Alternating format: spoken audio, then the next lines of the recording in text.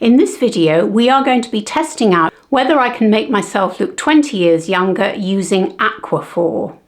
Now, why am I trying out this technique? Well, that's because two of my favourite creators on YouTube, namely Risa of Risa Does Makeup and Gabby of Glam Girl Gabby, whose videos I find incredibly instructive, even though they're very different from me. They're much younger and their aesthetic is very different from mine.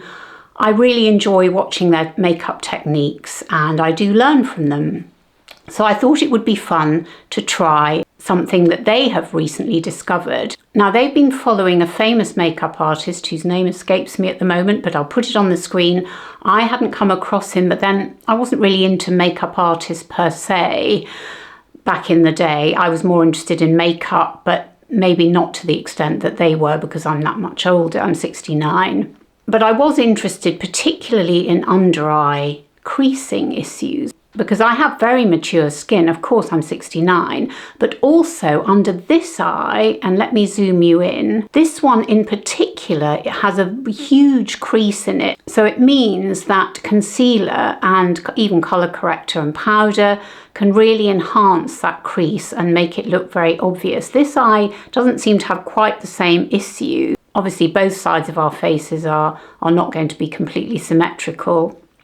So I thought it would be amazing to find a concealer technique or hack that would make my under eyes look smoother. So that's why we're trying the Aquafor hack today. So all I've got on at the moment is my skincare, and that is simply my vitamin C and my SPF and nothing else. Hello and welcome, or welcome back. So let me pin my hair back. Now, just to let you know, the Aquafor that I was able to get hold of here in the UK is not in a stick form. I must admit, I'd never heard of the brand, but I gathered that in the States it's manufactured by Eucerin, and Eucerin is a great brand that I am able to get hold of here. But Aquafor was new to me. And this is a lip balm, but it's not in a stick. As I say, it comes in a tube. So I'm going to apply it rather than straight from the stick, which is what Risa and Gabby did, and the famous makeup artist whose name escapes me. But I'm going to have to use the tube. So what I'm going to do is put a little bit on my finger here, like that. So it's an ointment, really. And I'll get a bit on both my fingers, and then I will apply it under my eyes. And we'll see what happens. And by the way, I should have said at the outset, we're going to do a wear test, so I will come back later and we'll see how we've got on, because obviously the proof of the pudding is always in the eating, isn't it? So let me apply it under my eyes like so. Okay, it feels very sticky.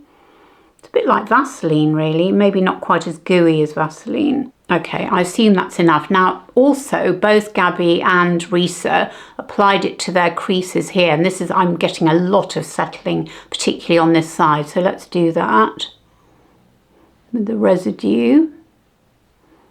Sorry, I'm making funny faces, but that's what you have to do. Actually, should we put some down here as well, just for the hell of it? Why not? Why not? Okay. So there we are. So we've applied the Aquafor. This is all a bit nerve-wracking, isn't it? Okay, so we've got the Aquafor on. Now, Gabby didn't use a colour corrector separate from a concealer, but I think I'm right in saying that Risa did, and I'm going to do that as well, because some of my lovely subscribers have suggested that I use a colour corrector, and I do have very dark circles and, dare I say it, under eye bags. So I think it'd be quite a good idea to do that. So I'm going to use this NYX colour corrector, and I'm going to use a peach shade. I'll use this one here, and I'm going to apply that with my finger. Feels a bit weird putting it over what is in essence a sort of Vaseline type product, but hey ho. Not sure it's making a huge amount of difference, but you can be the judge of that at the end. Okay, the next thing we're going to do is go in with the concealer, and I'm going to use the Fenty We're Even concealer, which is one of my faves. So I'm going to, oh dear, that's quite a lot, isn't it? And then I'm going to get my Angie Hot and Flashy brush, which is very exciting because that only arrived quite recently, so I've just started playing with it. This is it here, it's the it's the A506 Angie Hot and Flashy BK Beauty brush. And it's an angled, soft and yet dense brush. So let's start patting it in, and then I'm going to go in with my finger. That's what Risa and Gabby did. Okay, I seem to have applied a huge amount of concealer here. I'm going to correct that when I start patting it in with my fingers. Now, I don't have the exact products that James, I think his first name is James, the makeup artist, had. Right, let me go in with my fingers now and pat that in. So I'm just using what I've got, which is fine, I'm sure. If it's a proper hack, it should work with other products, with other brands, shouldn't it? It's still feeling quite Aquafor-ish under there, I have to say. But we have to trust the process, don't we? Yeah, it's interesting. It's almost like using a concealer that's very light, like the RMS Beauty Uncovered, because it doesn't look like we've got a lot of coverage under there, does it? But I suppose part of it is not having too heavy concealer under there, because it is going to settle into your lines, isn't it? So I don't know, but we can but try. Well, that's quite sheer, but it's actually looking fine. Now, the next thing I'm going to do is put my foundation on, and then I'll do the powder under the eyes. So for my foundation, I'm going to use my absolute holy grail foundation. If I want a full coverage or medium coverage, I would say not full, but medium coverage foundation, not light medium, but definitely medium, is the Hourglass Ambient Soft Glow Foundation, which I absolutely love. This is my second bottle. I finished my other bottle quite a few weeks ago now, maybe longer, and I'm in the shade 7.5. Actually, let me move my hair out of the way. And I'm going to apply it with my BK Beauty 101. I'm going to be careful. Oh, do you know, we forgot to put the concealer down here. Damn it. Okay, let's see if we can remedy that before we... Okay. Forgot to put the concealer where the Aquafor went. Okay, let's see if we can do that. Just to make sure we've covered all bases, so to speak. I mean, this is a bit of underpainting. Actually, yes, that's the point. Risa mentioned that this guy, James, this makeup artist, invented underpainting. And actually, I have got a video about underpainting. It's actually a J-Lo copy kind of video, which I did a couple of years ago, and actually it wasn't that bad. I mean, it's a bit of a faff, to be honest. I mean, can we be bothered really to underpaint? But I suppose if you're going to a special occasion and you thought it was going to be useful, then maybe. Right, probably made a bit of a pig's ear of this, but we're just giving it a go. It's all good fun, isn't it? Right, let's go back to the foundation, which of course we're going to be blending in.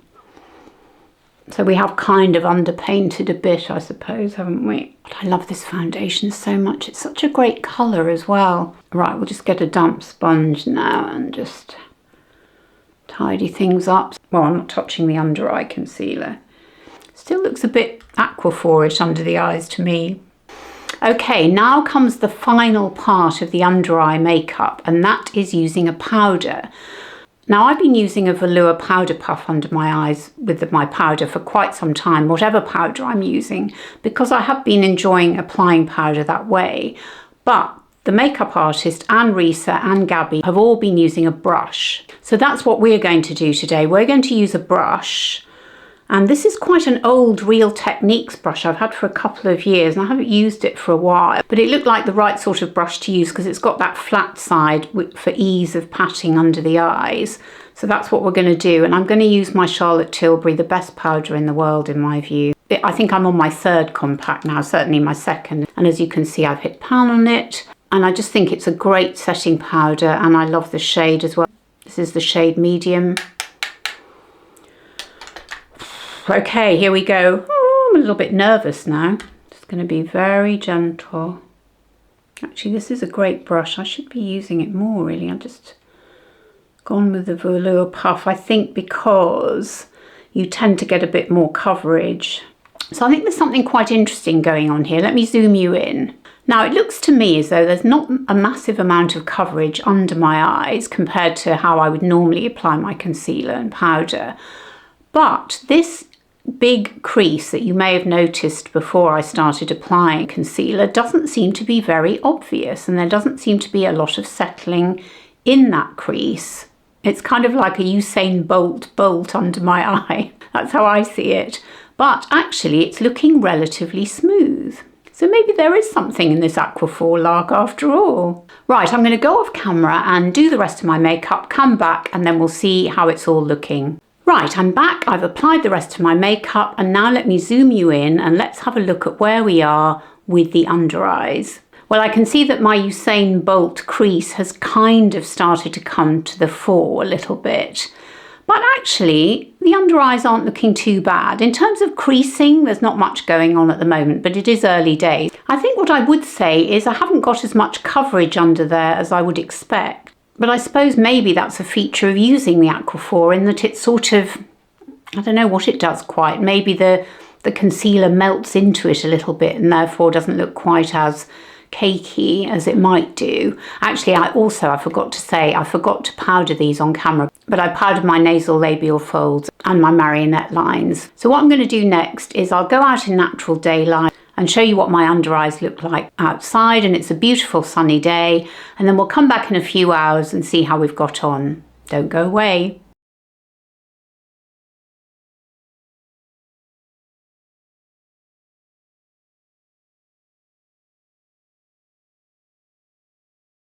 Well, here we are at the 4-hour check-in, and let me zoom you in and see what you think. Now, what I'm observing first of all is there's been a little bit of mascara fallout. I don't know whether I shut my eyes at one point, but I haven't got mascara on my bottom lashes, and yet I've got a little bit of black under this eye. So that's not great, is it? And I presume it's because it's a bit sticky under there. But I'm observing that I haven't got much coverage under there, although it looks fairly even. But you see, when I put my glasses on, which I've just done, and checked the creasing, I can see a lot of creasing under there. I don't know whether it's showing up from even this distance, so I'm going to come right in and just hope that you can see under here how creased it is. I'm not so sure it's as bad on this side, but this side is very, very creased indeed. So I'm a bit conflicted about it really. On the one hand, from a distance and without my glasses, it looks okay. But if I really scrutinise my under eyes, there's definitely been some settling into fine lines. Now, do you know what I think we might do to give it a fair chance, and maybe I didn't put enough powder underneath in the first place? I'm going to add a bit of powder to my under eyes, not to here because this is definitely caked. Again, you can see there's definitely been some settling in. But let's give it another go. Let's give it a fair whack, and I'm going to apply a little powder to my under eyes now. So back to the Charlotte. That definitely does look better with more powder underneath. So there we are, we've added some more powder, and we'll come back and have a final check-in, so please stay tuned. So here we are at the 8-hour check-in, and I have some thoughts. I've had a good look with my glasses on at both my under eyes, and I can definitely see the Usain Bolt crease under this eye, and I don't think it's made any difference, and there has been some considerable creasing actually, whereas this eye looks pretty good. I'm going to zoom you in so that you can take a peek. So can you see there's quite a bit of creasing under there? This side not so bad. And there's a lot of creasing going on here, but I think that's inevitable because I've just got folds, and where there's a fold, there's a crease. So I think because this is only the first time I've tried using Aquafor under my eyes, I need to keep trying it to see whether it really works. And am I going to keep trying it? Well, I think I will, because I had started to use an eye cream anyway, and so I will try the Aquafor instead of the eye cream, and perhaps as well as the eye cream. So it's an interesting technique. Now, whether it really works for women of our age, I don't know. It certainly hasn't worked brilliantly today, but that doesn't mean I'm going to stop trying, and we'll see how we get on. Now, let me know in the comments, what do you think? Do you think it's made a difference? How do my under eyes look to you? Because it's so different. I'm being obviously very subjective because I can only see myself through my own eyes, but I'd love to know what you think. I also think actually the concealer has ended up looking very light, and I'm not getting the full coverage or the medium coverage that I usually do get. and I usually expect to get and quite like getting actually. But anyway, let me know in the comments and let me know if you're going to try it. After all, Aquafor is a very reasonably priced product. It's only 10 quid for 2 of them, I think, from Amazon. Links down below, of course. And it's certainly worth a punt, because if you decide not to use it under your eyes, you can use it on your lips. So there you have it. That's my first time trying the latest concealer hack. I really hope you've enjoyed this video, and if you have, I'd be so grateful if you'd give it a thumbs up, subscribe to my channel and hit the notification bell, because those 3 things taken together help my videos to be put in front of other women who might enjoy them. And if you like more of me, I have a monthly newsletter, and the link to subscribe to that is in the description box below. And in that, I don't just talk about beauty, fashion and lifestyle, but also music, books, podcasts, films, theatre, and all the other bits and bobs that enhance our lives. And thank you so much for watching. It means the absolute world to me. It really does. And I hope you're all doing really well, and I look forward to seeing you on my next video. Bye!